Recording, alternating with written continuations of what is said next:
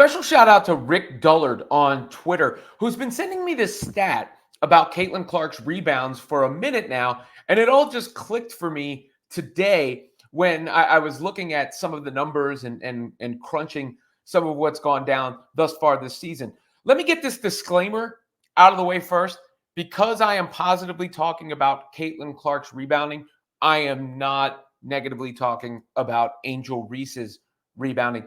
Angel Reese has been tremendous on the glass. Her instincts for rebounding are elite, like special. I saw Nneka Ogwumike praise her for that relentless pursuit, for her unwavering confidence, for her being fearless. So I'm not discrediting Angel Reese's rebounding. I don't know if I needed to say that, but just in case. I do want to point out, though, how important I think Caitlin Clark's rebounding has actually been. And we may have missed this in the press conference after the New York Liberty game because everybody was trying to discuss the triple-double and give her flowers for the triple-double and everything like that. But if you listened to this section of the post-game press conference that day, when she was being recognized for the triple-double. Listen to what Caitlin Clark had to say. Onto that accomplishment. Honestly, I'm just happy we won. Like I've said, I take a lot of pride in being able to do a lot of different things for this team. I want to be able to, I think we're really good when I can get the ball off the glass and just go in transition and find my teammates and set them up. But obviously 13 assists, that means my teammates made 13 shots off my passes. So that goes to them. But I mean, I don't know. She's so humble, isn't she? Well, I don't know what to say. Let me tell you, I mean, it's great. That's I don't know. Pretty cool, Caitlin. Great job, sister. We got time for. And that interaction with Aaliyah Boston was the thing that went viral, and obviously we get why those two have really established a relationship. And Clark was trying to not take the credit for the triple-double in the moment. Whatever. Point being is, it makes a lot of sense when you think about it. When Caitlin Clark grabs the rebound, she is able to get it and go and push it ahead. And the Fever are actually 7-0 when Clark records at least 8 rebounds, which means she's able to get it and throw those get-ahead passes that she likes to throw or push it herself. I mean, heck, even on the play where she got the triple-double, if you go back and watch that play, the crowd was trying to acknowledge it in the moment and salute her because they knew that the triple-double was coming. But it led to a scoring opportunity for Indiana. I mean, I don't know if Caitlin was slowed down at all, but you see her grab the rebound and then gets it ahead to Lexi Hull, who gets to the free throw line as a result. And we've seen that consistently for the Fever. Even the Mercury coach, after that win Indiana had over Phoenix and Diana Taurasi, talked about dealing with the pace that the Fever play with. And that was an issue for his team. And I think it's a big reason that Indiana's been able to have some success, because when Caitlin can get it and go, she can set up her teammates. It was the get-ahead pass to Kelsey Mitchell the other day that led to that big 3 in the game. And what Caitlin's doing, I've pointed out statistically, that she's leading the WNBA in points generated, but she really is filling out the stat sheet right now. She really is filling out the stat sheet to an unprecedented level, really. I mean, you look at this stat from Stat Mamba, who they threw this up. Clark, 16.1 points per game, 6.0 rebounds per game, 7.4 assists per game. She would be the first player in WNBA history to average 16 points and 7 assists per game. But there's those 6 rebounds. It's not nothing.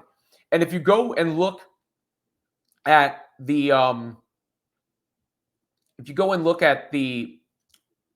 stats across the WNBA for just rebounding in general, you'll see that Clark is actually rebounding at a very, very strong rate on the defensive side of things, especially. Obviously, she's not a specialist on the offensive boards, and she never will be. But let's look at defensive rebounding across the WNBA right now. here are the stats for defensive rebounds. You see Angel Reese is up there in total rebounds.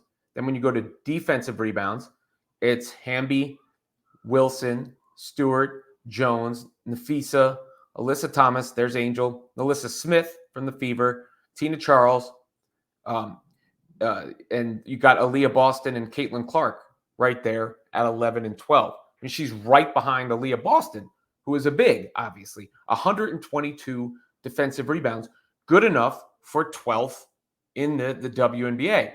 Then you go to assists, she's second in the WNBA. Go to three-pointers made, she's fourth in the WNBA. You know, like across the board, Caitlin Clark is having a real impact. And I think it's common sense that her rebounding would benefit the Fever, because we've all seen it happen. We've all seen what Caitlin is able to do in transition when she gets going. It's why I've compared her to Jason Kidd in the past.